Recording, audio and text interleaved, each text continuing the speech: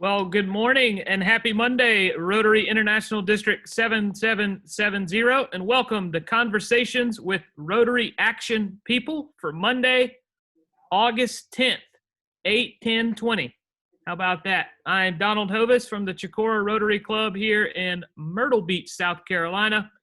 Today, we are pleased to be joined by someone else in Myrtle Beach, Chief Meteorologist Frank Johnson from WBTW News 13, which is the CBS affiliate here in Myrtle Beach. Good morning, Frank. Good morning, Donald. Thanks for having me.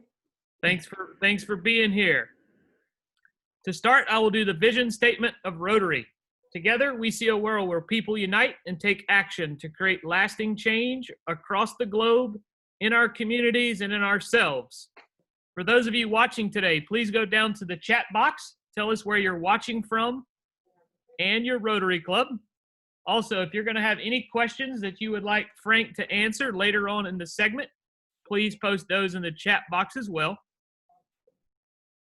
Introducing our CWRAP team, our public image chair for our Rotary District from the 5 Points Rotary Club in Columbia, Mary Gass. Good morning, Mary. And from our district communications officer from the Somerville Evening Rotary Club in Somerville, South Carolina, Terry Moore. Good morning, Terry. So, guys, Frank is actually received a Rotary scholarship back in high school to attend Penn State University. So if we have any Nittany Lions out there, you have a fellow one here joining us today. And as I mentioned, he's the chief meteorologist of WBTW, which is the CBS affiliate here in Myrtle Beach. Now, Frank's been doing storm chasing and weather for a long time. So he's going to talk to us today about storm chasing. So Frank, once again, thank you for being here. Thanks for having me. It's a pleasure. And it's kind of, I like the Zoom meeting. I haven't done a whole lot of these, so this is still new for me. Excellent. I know you're going to be sharing a screen, but you also sent over some questions. So I don't know, do we want to do the questions or the screen share or kind of go back and forth? I think the questions first. That'll ease me into the screen share. Okay, perfect. So what led you to become a storm chaser? Well, I think initially, one of the classes I took at Penn State, it was a severe weather class, a radar interpretation class. The professor was Dr. Greg Forbes, and a lot of people have probably seen him on the Weather Channel. After he left Penn State, he went to work for the Weather Channel. But one of the things that he did was in the evening, as part of this class, he would invite students back and have a mock tornado chase. And of course, in Pennsylvania, we don't get a whole lot of tornadoes. There were some up there once in a while. Even if there is a tornado in Pennsylvania, they're very hard to chase. There's mountains, there's rivers, the roads don't go straight, they curve all over the place, and there's trees everywhere. You can't really see the sky if you're driving around in Pennsylvania. So it's not ideal for tornado chasing. But this class, we kind of had, it wasn't virtual, but we had to imagine. It was a pretend tornado chase, and it kind of piqued my interest. So that was what first really got me thinking about it. My first job was at AccuWeather in Pennsylvania, and doing a lot of forecasting for severe weather markets and companies that had to worry about severe weather. And it was at that point that I decided I'm going to take a vacation someday and just drive out to Kansas and chase tornadoes. That was my goal. One of my vacations was going to be to do that. Instead of vacationing, I ended up just getting a job out there, and they paid me to do that. So that's really what got me started in storm chasing. So you got your storm chase career started in Kansas? Will you talk a little bit about that?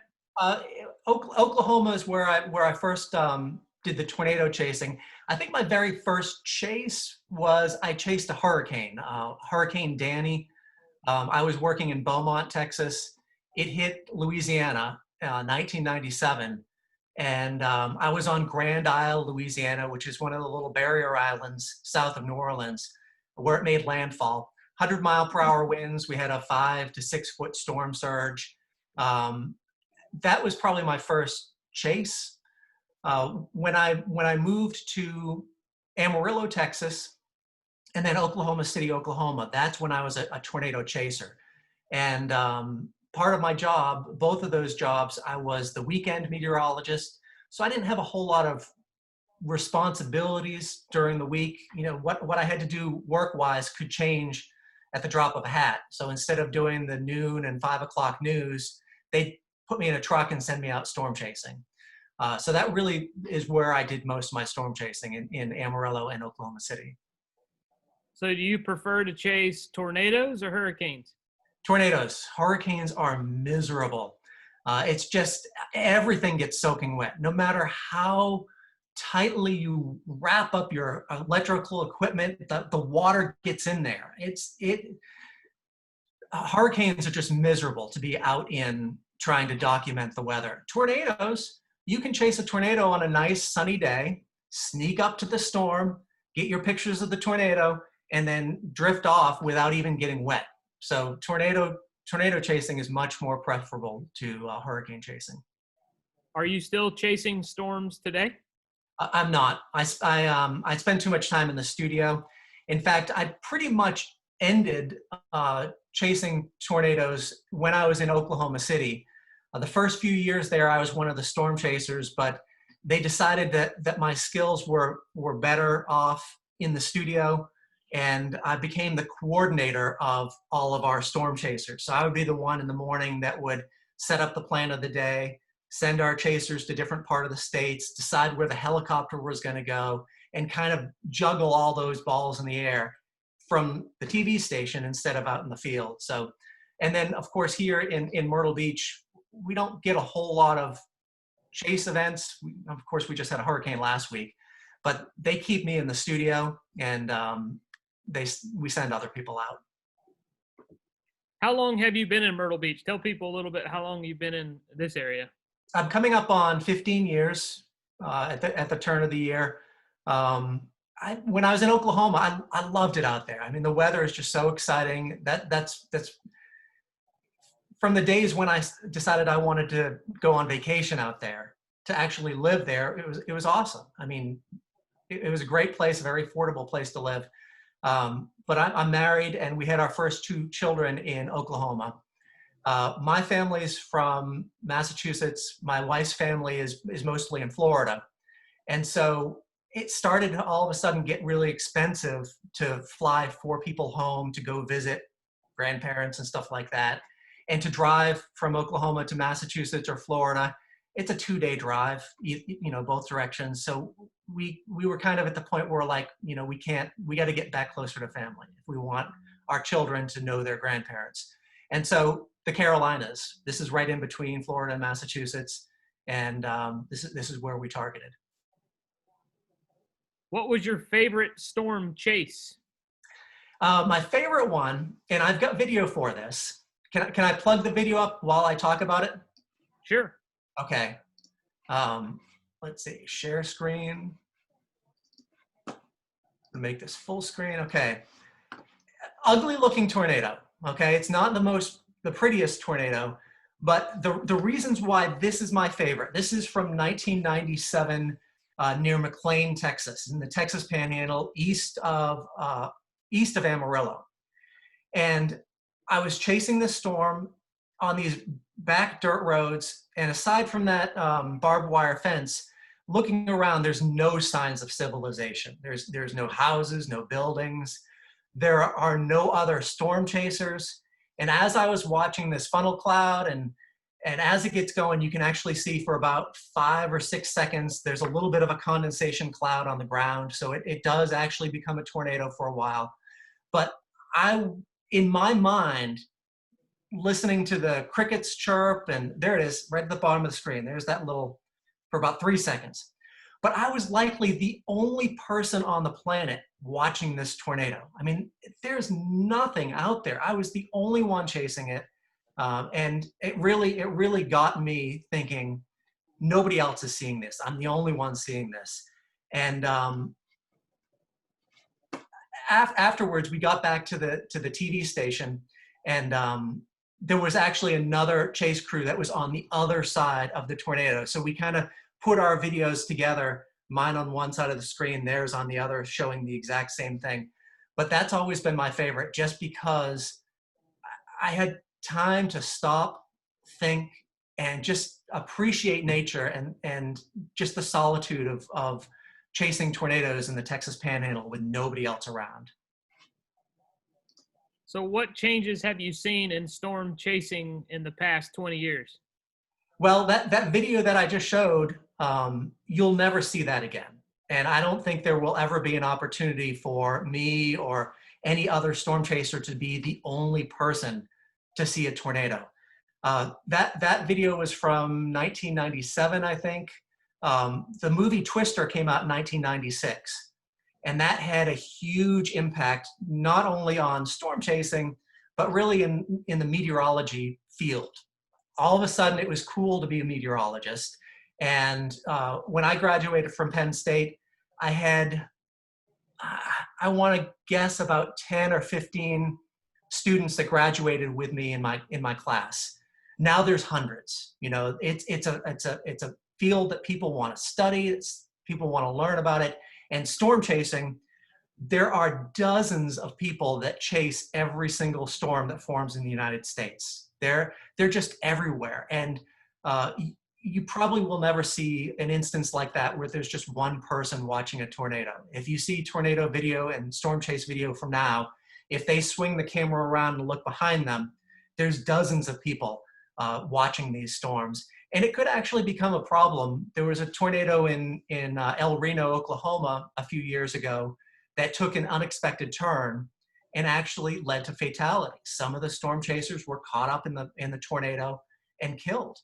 And aside from the danger of the storm, a lot of people, when they're storm chasing, get all caught up in the moment. They get so excited about the possibility of seeing a tornado, and all traffic rules and laws go out the window. They're speeding down the road. They go through stop signs.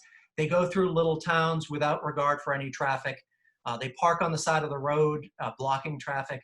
So it has really become dangerous out there, storm chasing. So that's, and not necessarily because of the weather, just because of the sheer volume of people that are driving around following these storms. So that's probably been the biggest change in the last 20 years. How cool. Now I believe you have another little presentation you want to kind of go in maybe. Yeah, how much time do I have? I don't want to spend too much. You got some time. Okay, and this is a slideshow that I normally show sixth grade kids. I took all the educational stuff out of it, so I boiled it down to a basic day in the life of a storm chaser. So this is, if we were going to hop in the car right now and go storm chasing, this is pretty much what we would do, preparing for that and going through and looking at the storm chase. So I'm going to try to call this up again. Here it is. All right, great. First of all, this is what we want. This is the result of a storm chase. This is my friend Chris. This is one of my storm chasers from my days in Oklahoma City. He lived in Ponca City, which is on the border with Kansas. And this is the perfect picture of a successful storm chase. There's an experienced storm chaser with a decked out storm vehicle. He's in an SUV. He has his computer there with internet access, looking at a live radar picture showing a tornado-warned thunderstorm. He's got his camera there on the dashboard. He's got all his CB equipment, all his electronics there hooked up to his car, his GPS. He's ready to go. The only thing about this picture is that it's fake. He took this picture, and everything was real about this picture except for the tornado in the background. The actual real picture had a wall cloud in the background, which is just the lowering before a tornado forms. So he went in and photoshopped the tornado, but I love showing it because this is the result. This is what we want to do when we're storm chasing. Okay, all right, there we go. So what we do is we wake up first thing in the morning. If there's a day where we're storm chasing, we know the day before that it's going to be a good day. So we get up early, say 8 o'clock in the morning, and we start to prepare a forecast. We look at The Storm Prediction Center, they'll give us an idea of where we're expecting severe thunderstorms. We'll look at some computer models. We'll look for instability. We look for wind shear. We look for some triggers, something that's going to set off thunderstorms. Wind shear, we'll look at the weather balloon data. We want to look at what the winds are up above ground level in the cloud level. We want winds that are moving in a different direction than they are in the ground, like a south wind at the ground and then a west wind aloft. Or maybe winds that are a lot stronger up in the cloud level than they are down at the ground. We'll look at surface observations, weather stations from across Oklahoma in this instance. We want to look for winds that are pointing in different directions. A cold front, a warm front, mostly in Oklahoma and on the high plains, it's something called a dry line that occurs in the springtime, which is not necessarily the difference between warm and cold air, it's the difference between dry and humid air. And that's what really fires up thunderstorms and tornadoes most of the time in the spring. By lunchtime, we've got our forecast, we've decided where we're going to go. So it's time to pack the truck. There's Chris again. This is an early season chase because he's got his cold weather gear. He's got a knit cap on. He has an insulated jacket. A lot of times in March, in Oklahoma, storm season generally starts in the middle of March and lasts until the middle of June. Those March storms can be brutal. We can have temperatures in the 80s, thunderstorms, tornadoes, and then it ends with a little bit of snow. So there are some drastic weather changes. Notice also he has on his roof, he has a weather station. That's also important too, because if, at least in my day when I was storm chasing, if you don't have cell phone access or you don't have internet access, you need to know what the weather is doing where you are. If you can't look at weather stations, a weather station on your truck is invaluable. You can, with a punch of a button, find out what the temperature is, the humidity, what your wind direction is. So he's ready to go. He's got the truck packed and ready to roll. He also has a cooler in there with beverages, with food. If you're chasing a tornado and you get hungry, you don't want to have to stop and go through a drive-through to get some food. Or if you're thirsty, you want it right there at hand. So he's got everything to be able to be on the road all day long if he needs to. By 1 o'clock, this is assuming we're leaving from Oklahoma City, we're ready to hit the road. Spacing and distance is so much different in the Great Plains than it is here in South Carolina. When I lived in Oklahoma City, the next big city is Dallas, which is 4 hours away. Amarillo, 4 hours away. There are huge distances between different towns, and it's mostly just wide open space. So if you want to be where the thunderstorms are going to form late afternoon, 4 or 5 o'clock, you need to leave by 1 o'clock. You know, we're assuming we're going to go to Western Oklahoma, so that's a 2 or 3 hour drive. And here's some of the things that you'll see when you're on the road. This is a fleet of mobile mesonets. They're basically cars with weather stations mounted on the roof. And these are researchers. They're likely from either Texas Tech or Oklahoma University. And their goal is to find a thunderstorm that they think will produce a tornado and then fan out around the storm in their cars in all directions and then drive along with a thunderstorm. It's a lot more complicated than it sounds, but this is information that they will be able to collect and then research for years to come. Some of the other things you'll see on the road, I kind of mentioned this earlier, but this is a media van out of Lawton, Oklahoma, and they're just parked on the side of the road. They're not paying attention to the traffic rules. You know, a car coming up behind them is going to have to go around them. And you'll notice in the background, there's other cars and trucks pulled over on the side of the road as well. So you'll see people not paying attention to the rules of the road and parking wherever they want, as long as they can get a good view of the tornado and get a good shot of the tornado as well. Here's another research vehicle. This is the Doppler on wheels. This is a vehicle that is paid for by about a dozen universities. It's usually housed in Oklahoma City, at the National Severe Storms Laboratory, and it will drive out, and on the back of it of the truck bed there, that is a full-sized 250,000 watt Doppler radar, and that little room on the back is an insulated room where they can control the radar. So they will pull up to within a few miles of a tornado. They don't need to get really close. They can sit back a few miles, but they can get a full 3D volume scan of thunderstorms that they think will be producing tornadoes. It's a huge research tool.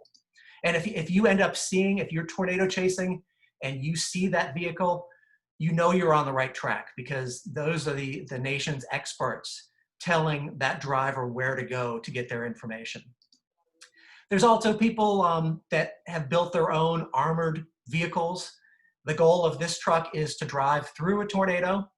Now, they won't drive through big tornadoes. This will get tossed around even in a moderate tornado. But what they want to do is get as close to the tornado as they can. There's a little turret on the very top of the vehicle there so that they can point their cameras out and get a good view, a close-up view of a tornado. There's also tourist groups that will go out, and people will buy a vacation for a week, and they will spend a week in this van driving across Tornado Alley, spending their nights in hotels and chasing tornadoes.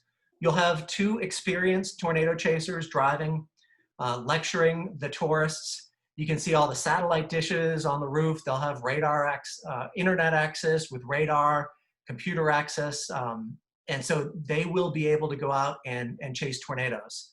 That's what I initially wanted to do. I still have never been on a tornado chasing vacation. And then these are some of the sites that we'll see in western Oklahoma. It's flat, there are no trees.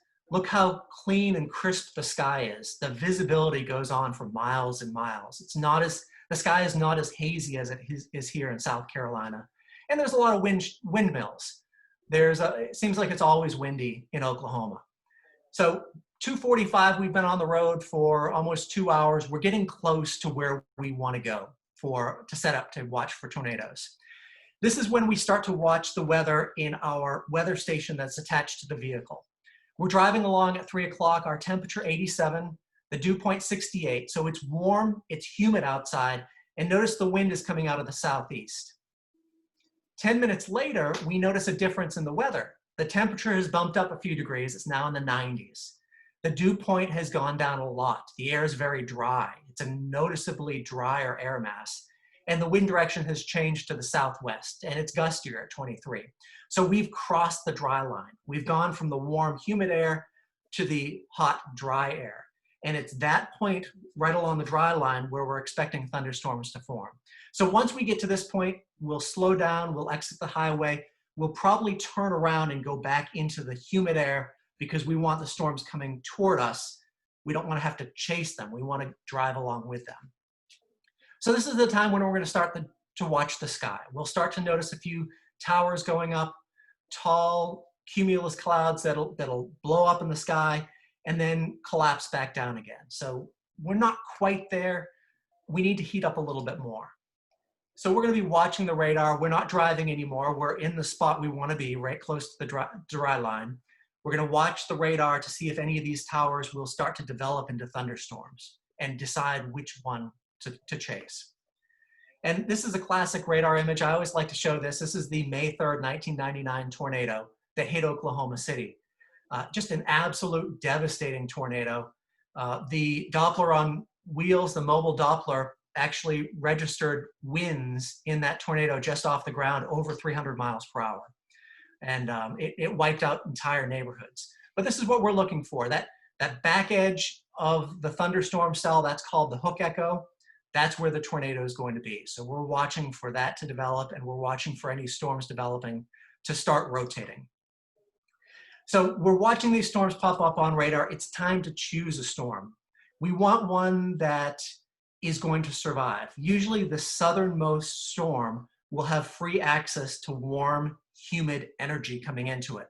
A lot of times if a thunderstorm has another storm south of it, that storm to the south is going to take in all that humid, juicy air and kind of rob the northern one. of the storm. So we need to decide which storm we're going to choose and then commit to that storm. And some of the things we're going to look at when deciding, when looking at storms, we're going to look at what the storm looks like, not only on the radar on our computers, but by looking out the windshield and looking at the structure of the cloud. And this is a great image of a supercell thunderstorm. And first and foremost, the big arrow that's tilted going from the base of the storm to the top, that's showing that it is a tilted thunderstorm. That's important. That's the wind shear that we look at. When a storm goes up, especially in the summertime here in the Carolinas, we don't have much wind shear. Our thunderstorms go straight up in the afternoon. They get heavy with rain, and then they downpour right on us. That's a cell that's not going to last very long. These ones that are tilted, the updraft goes up, it gets blown over to the side, and it rains somewhere else so that the updraft can still bring up warm, humid air into the storm. It's a storm that will keep persisting for hours and hours and hours, giving it a better chance to produce a tornado. We're looking at, on the right side of the storm, it's a lot darker. That's where the hail and the rain is falling. To the left-hand side of the storm, it's a lot lighter. That's the rain-free base, the rear flank downdraft. That's where the air is going to come out of the thunderstorm. And if it can get sucked into the updraft, we can get a wall cloud that develops, which is just lower pressure, lowering the point at which humid air condenses into cloud. And it's showing you the updraft. But that downdraft, if it can get sucked into the updraft, it will start the storm rotating, and that's where we look for tornado. And here's a schematic of what we just looked at, but a bird's eye view, looking from straight down. We're looking at a thunderstorm looking from up above. You can see the heavy rain and hail, which on our last image was the right-hand side, the very dark stuff. Behind the storm, there's nothing there, no rain. That's what makes the left-hand side of it lighter. And where the tornado forms, right in the center, there's that hook echo. And this is a great image to show you if you want to photograph tornadoes, where to be. And if anybody has experience with photography, one of the most important things is you want contrast. If you have a dark tornado funnel and the background is that dark shaft of rain and hail, there's not going to be much contrast. It's going to be a picture of a tornado, but it's not going to jump out at you. It's not going to be a beautiful photograph. If you can get that tornado funnel, but the background is clear sky, it's sunshine, it's brightness, you're going to have a lot of contrast there, and that's an image that's going to pop. You'll be able to make money off of that image. So how do you do that? If you want to be safe, you can all see my cursor, right? Okay, if you want to be safe, you can safely drive alongside a tornado off to the southeast of it. Right here, the typical movement, it's moving northeast, so it's moving in this direction. If you were right here where my cursor is, you're going to be safe. You're not going to get hit by this tornado. Your car is not going to get hail damage. But you are looking at a tornado with a dark background. So if you're trying to photograph this tornado, it's not going to be award-winning photography. It's not going to be a great photograph. The best place to be is this area right in here. You're in a dry area. You're right up next to the rain and hail, so you are hail-free for now, and you're looking at the tornado with clear sky in the background. So you're going to get a photograph of a big, dark tornado with a nice, bright background.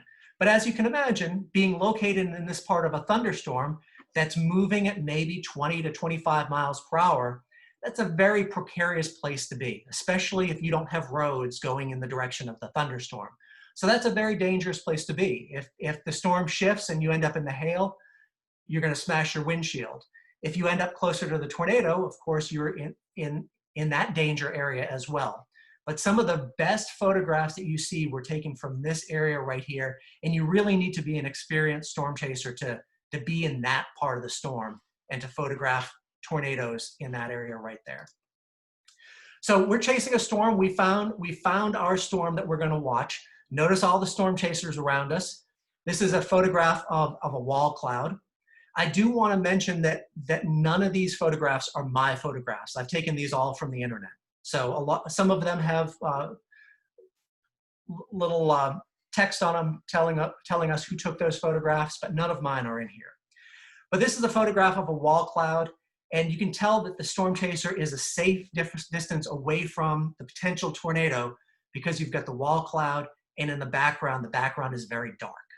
So they're a mile or so, or less than a mile away from that area of rotation.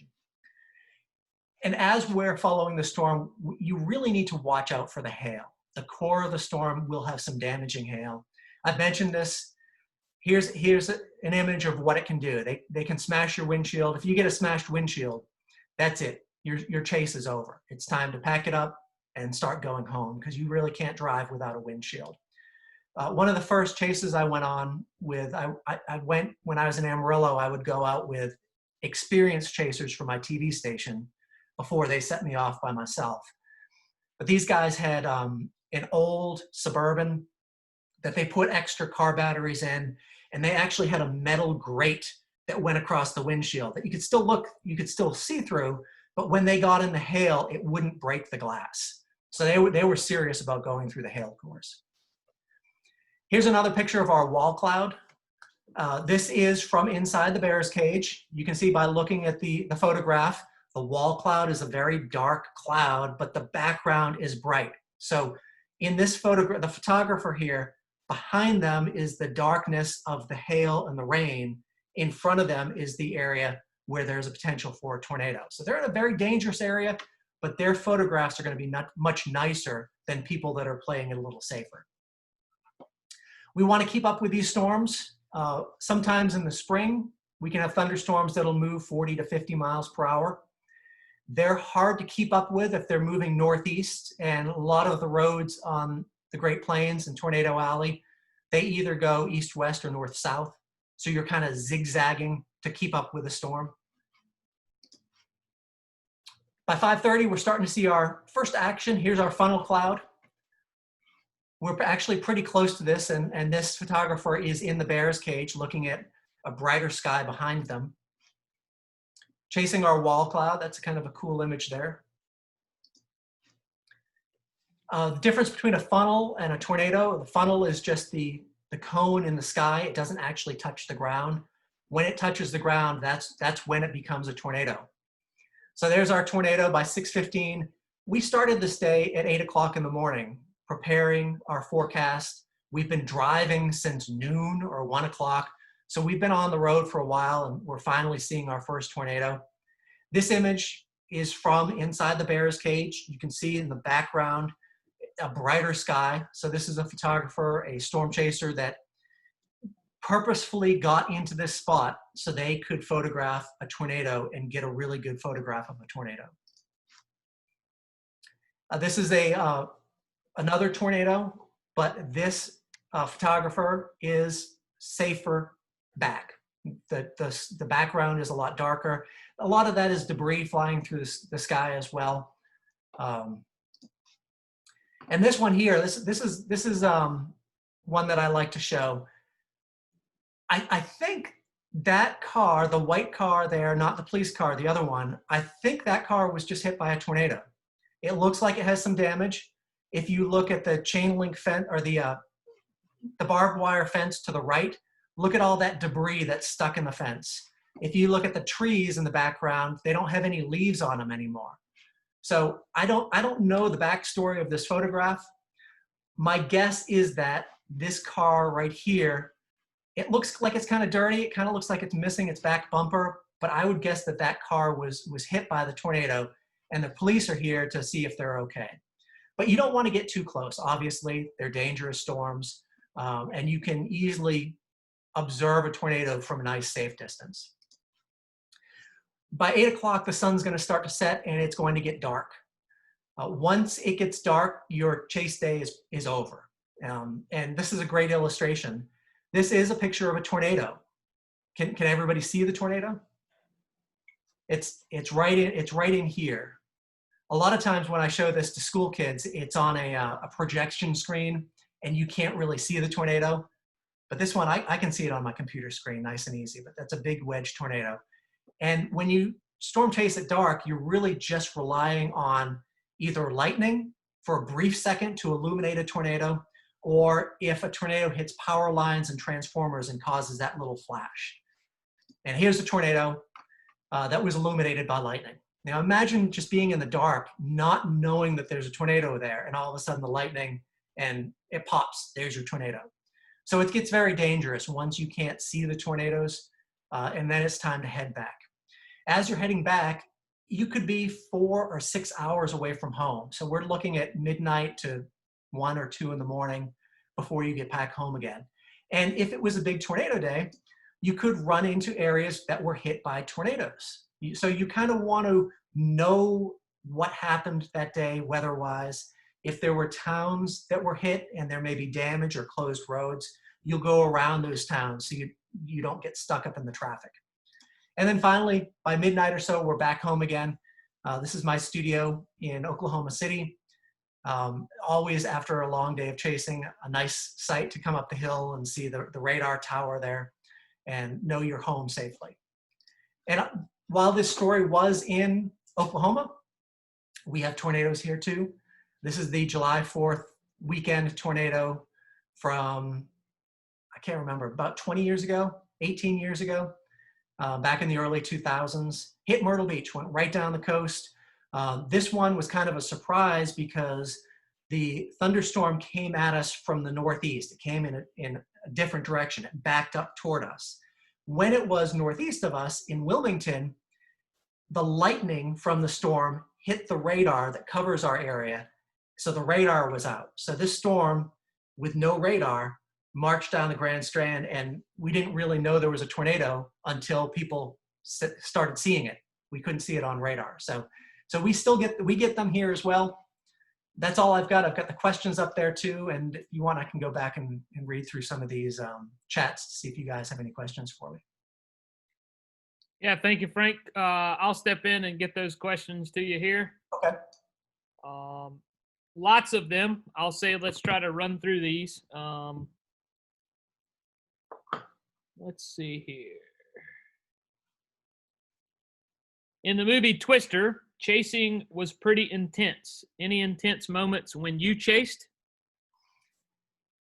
Not really. I was chasing for a TV station, so it was my job. And their number one priority, their two top priorities are: one, stay safe. They don't want any workman's comp. They don't want me getting injured. And number two, keep our equipment safe. And a lot of times when I was storm chasing, we had our satellite truck with us.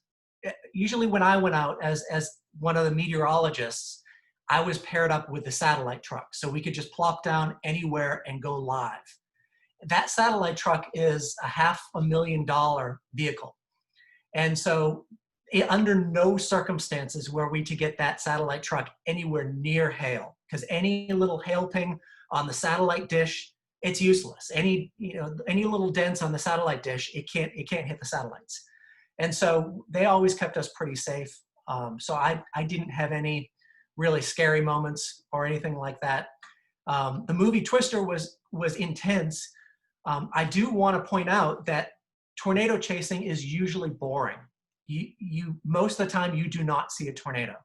And so it is hours and hours of driving through the Great Plains. You have to drive long distances to get anywhere. So it's 4 hours of driving to get where you want to go, another 4 hours to chase storms and maybe get some rain, maybe a little hail, and then 4 more hours to get back home again. So it's pretty much driving in a truck all day long. And most of the time you do not see any tornadoes or any action. So usually it's very boring. How close do you get to the tornadoes? I would usually stay back a couple of miles. There was one time where I was feeling a little daring, and there was a wall cloud west of me moving toward me. No tornado, but it was rotating vigorously, and it had the potential of putting down a tornado at any time. I let it roll right over me. So if there was a tornado, boom, it would have been right down where I was. It didn't produce a tornado. But that was the closest I ever got to any potential tornado.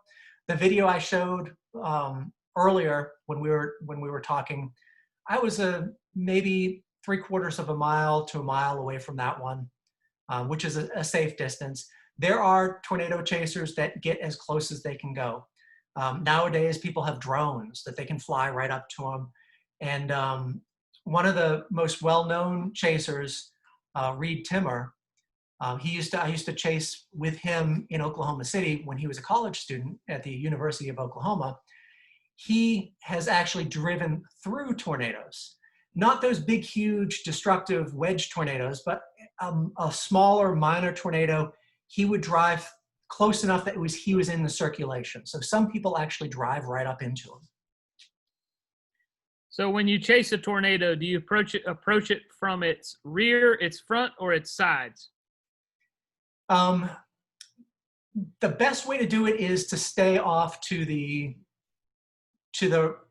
right-hand side of it with regard to its movement. So if it's moving northeast, you want to stay to the southeast. You don't want to get behind it. If you get behind it, the chances are that all of a sudden your roads are going to go away. You're going to have to go out of the way to try to catch up to it. And the worst feeling of all is a storm that you've been chasing all day. It gets away from you and you start hearing radio chatter that there's a tornado on the ground. You've lost it. You were on the storm and you lost it. So you kind of want to stay ahead of it. The one area you do not want to be is on the left side of the storm, to the northwest or north of the storm. If you're ever chasing a storm and another one develops south of you that you think has a better chance of producing a tornado, you have to make the decision, do I core punch? Which means, do I drive through the rain and the hail to get to the other side of the storm where I can see a tornado? And there are two very big threats with that. Number one, you're driving through the hail, and a storm that's strong enough for a tornado is going to have golf ball or baseball size hail. So you run the risk of cracking or shattering your windshield. And then what's going to be there when you come out of the hail and out of the rain? And it'll be abrupt. You'll be driving and you won't be able to see much further than the car in front of you. And then all of a sudden the rain's going to stop and the sun's going to come out.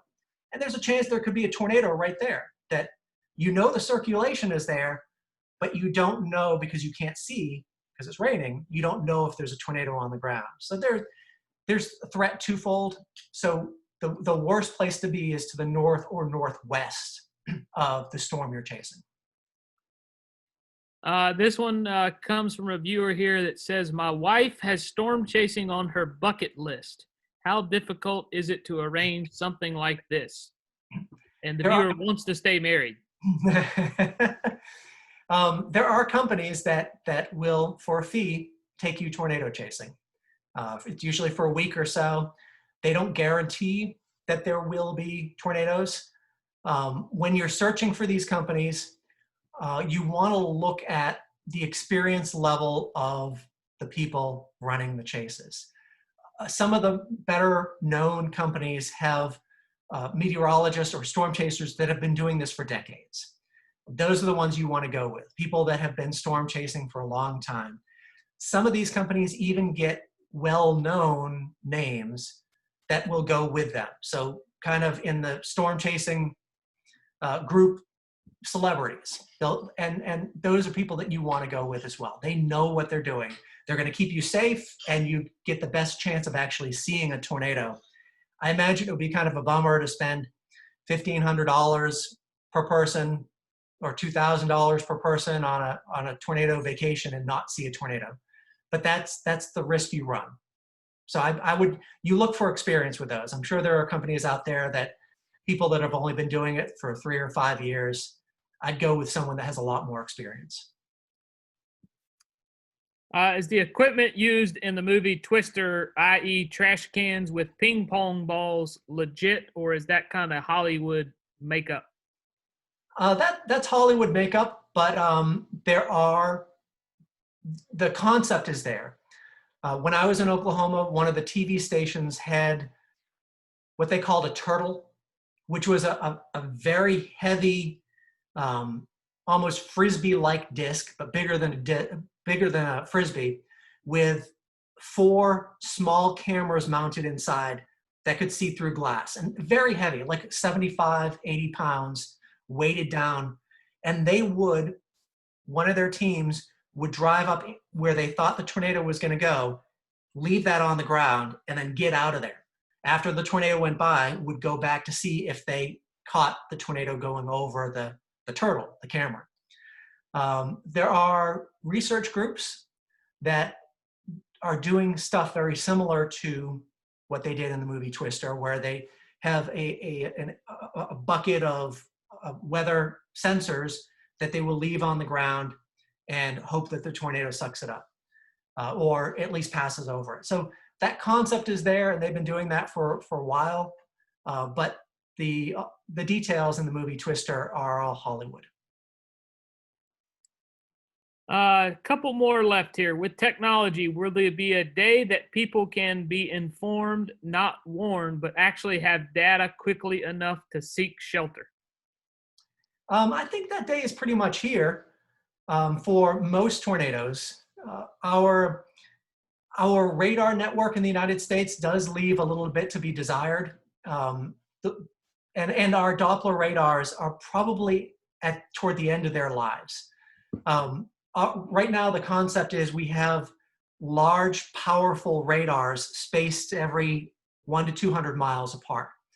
And they're great radars. They do a great job at detecting weather. But when you get, say, 75 to 100 miles away from a radar, that radar beam, because the curvature of the Earth, that radar beam is tens of thousands of feet off the ground. So you don't get that low-level circulation. In my viewing area, in and around the Florence, South Carolina area, there's kind of the radar beams are up near the middle part of the cloud. We can hit the Florence area from Wilmington radar, we can hit it from Columbia, but they're both not seeing that very lowest level circulation. Most of the time that's okay. A big thunderstorm that's going to produce a big tornado, we will see it because we'll see that rotation. But a lot of the tornadoes that we get in the Carolinas are what we call low-topped supercells. They're not gigantic thunderstorms. Some of them may not even have a whole lot of lightning, but they're spinning very rapidly, very close to the ground. Those are tornadoes that we can't really see very well unless it's very close to the radar. One of the things that they're working on in Oklahoma, at the University of Oklahoma, is lower power cell tower radars, which will be every mile or two. We have the computer capability right now to link all those up to get one image of the lower part of the storm, whereas 20 years ago, our computers weren't good enough for that. So that may be something we may go to at some point. Another possibility is phased array radar, which is what our military uses on their battleships. And it's basically a panel that has thousands of small radar beams that are looking at every direction. So instantaneously, you get a 3D view of the atmosphere. Perfect for tracking for aircraft. And it's also really good for visualizing what's happening right now with a thunderstorm in 3 dimensions. And you don't have to worry about one single radar beam being at only one level of a thunderstorm. You'll have all the levels of a storm instantaneously.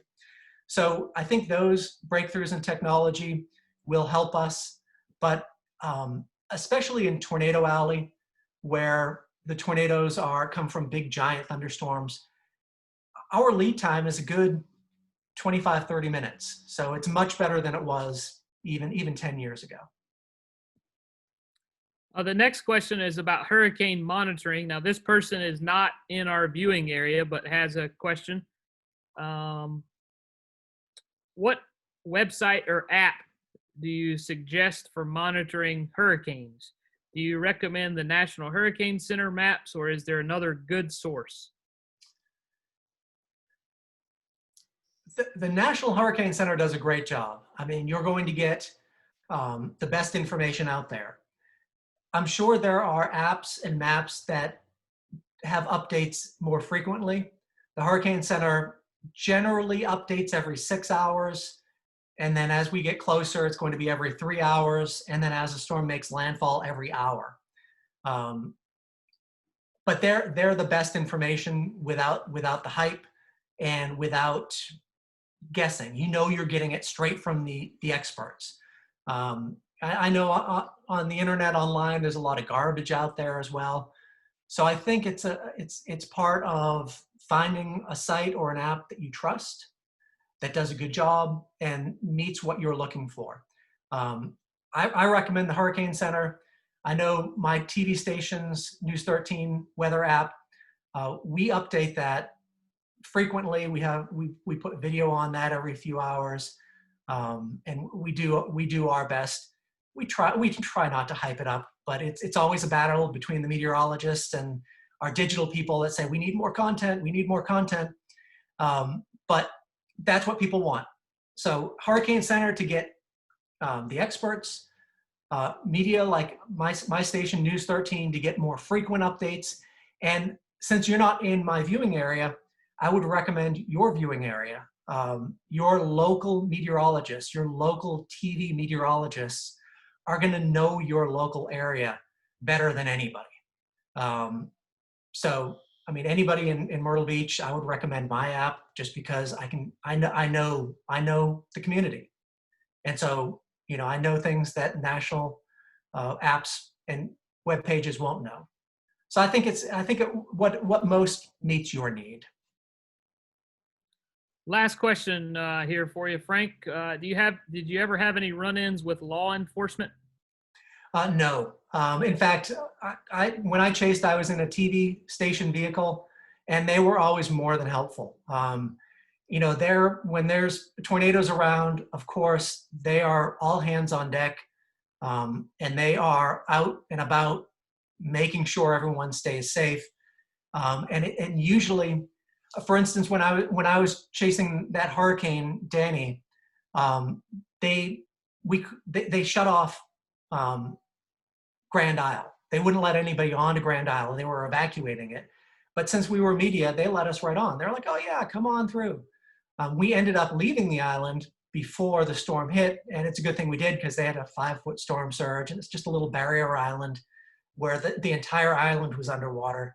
Some of the other media that stayed on the island, their electronics were fried and everything like that. But usually law enforcement works alongside media. They know that we're out there to get the word out, trying to keep people safe, relay information to the National Weather Service. And so it's a great, we work together very well. Well, Frank, thank you for your time this morning and sharing all about storm chasing and weather. Do appreciate you joining us and blocking off some time in your schedule to speak to our group today. I appreciate it. A lot of fun. Thank you for having me. You're welcome. As we wrap up, viewers, you know we do these calls 3 times a week, Monday at 11, Wednesday at noon, and Friday at 11. Real quick, for those that join the Wednesday call, starting Wednesday and going forward, you will introduce yourself via the chat box. We've made that change to the Wednesday call, so please do know that. That will give the speaker more time and all the attention focused on the speaker. And that way we don't have the come off mute, please come off mute, come off mute, type thing throughout the whole beginning of that session. So hope to see you on Wednesday at noon. 2 announcements. This month, August, is Membership and Club Development Month. And also on Thursday, August 20th at 5 o'clock is our monthly happy hour. So we want to see your wine, your beer, we've had a beer maker on last week. So bring your favorite beverage and join fellow Rotarians for happy hour on August 20th at 5 o'clock. If you want information on how to log in, it's a Zoom happy hour. Look in DACDB on the front page. I will close with the Rotary 4-way test. Of the things we think, say, or do, is it the truth? Is it fair to all concerned? Will it build goodwill and better friendships? Will it be beneficial to all concerned? Have a great Monday. See everyone on Wednesday for the next Conversations with Rotary Action People. That's a wrap. Take care.